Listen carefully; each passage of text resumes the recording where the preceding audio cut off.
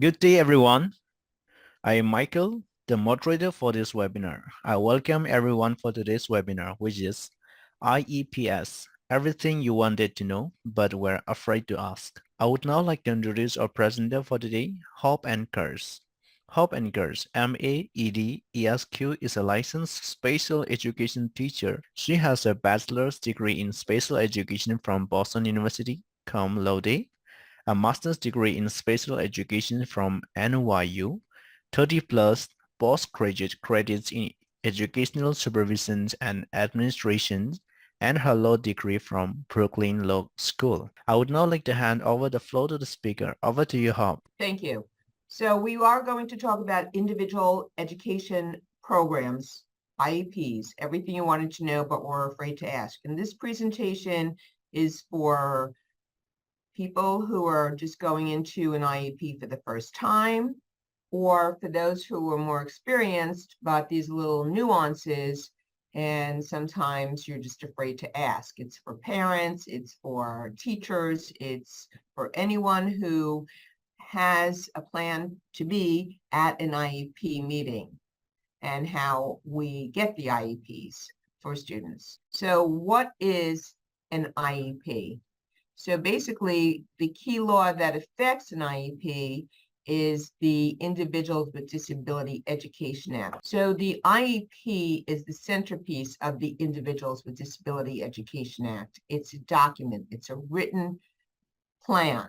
This is a sample, very small, of the first page of the IEP, every school. So what are the laws regarding the IEPs? So we start with the IDEA, which is an act of Congress, and that grants monies to state educational agencies. That's the SEA. We have the Congressional Act. The Congressional Act can't do anything by itself. It kind of just sits there on the shelf. Nothing can be done until there are federal regulations to implement it. We also look at policy guidance. So policy guidance, sometimes schools ask for guidance in interpreting the regulations because they're confusing, they can be vague. Okay, so how does someone become eligible for an IEP? So you have this two-step process. You have disability and need. So the federal regulations have 13 disability or eligibility categories. Some states may add another one. A state can only add to federal regulation, it cannot take it away. So the state cannot say, oh, we don't qualify students who have autism, but they can add other disabilities. So a child who is eligible for an IEP requires specially designed instruction. So that is the need. They would need specially designed instruction. So how does a student become eligible? That is, how do they qualify for an IEP? What triggers the initial evaluation? Well, sometimes it's a request by the parents. Sometimes it is a request or a proposal by the school. And so it's made in writing. It doesn't have to be, but it ought to be. So must it be in writing? No, but if it's not in writing, it was never said.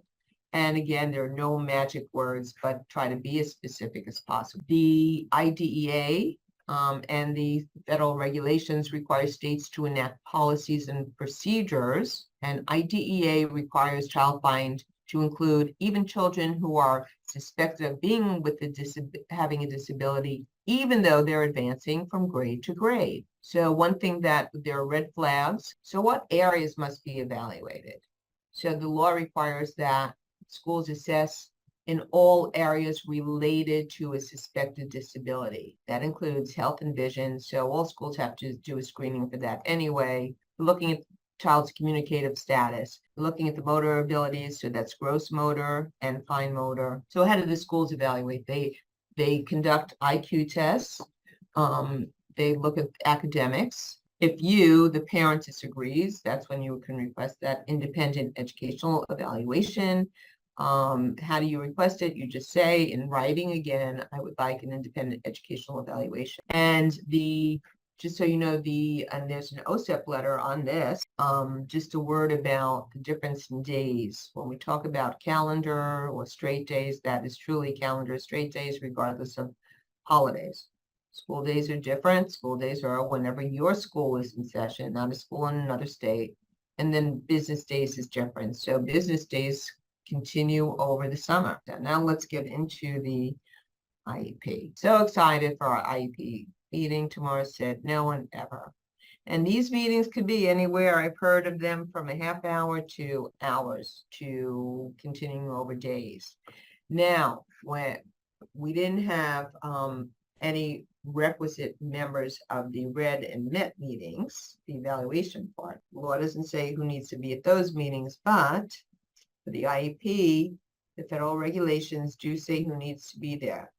Parents must be a general education teacher and a special education teacher. You have to have a district representative. There must be someone there to interpret the instructional implications of the evaluation results. Discretion of the parent or the public educational agency, so that's the school, and when appropriate, the child. So the anatomy of an IEP, it starts with the present levels of academic achievement and see the functional performance. Okay, so the goals have to be SMART, specific, measurable. How are we measuring them? They have to be achievable, action, and then time, generally it's within a year. There's an accommodation page, and those are, I mentioned them before in connection with the 504. Those are generally minor adjustments to things like seating arrangements, lesson presentation, assignments, and other facets of the learning experience that provide the student with equal access to learning opportunities. These are related services. These are unlimited. The IEP team does discuss the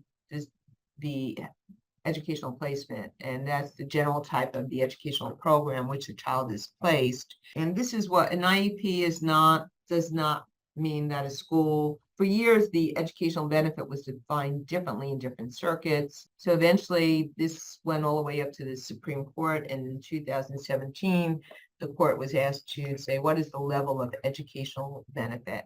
Word or three about charter schools, they are public, and they must comply with all the federal laws and regulations. And so these are some miscellaneous things. Always ask for a draft of the IEP.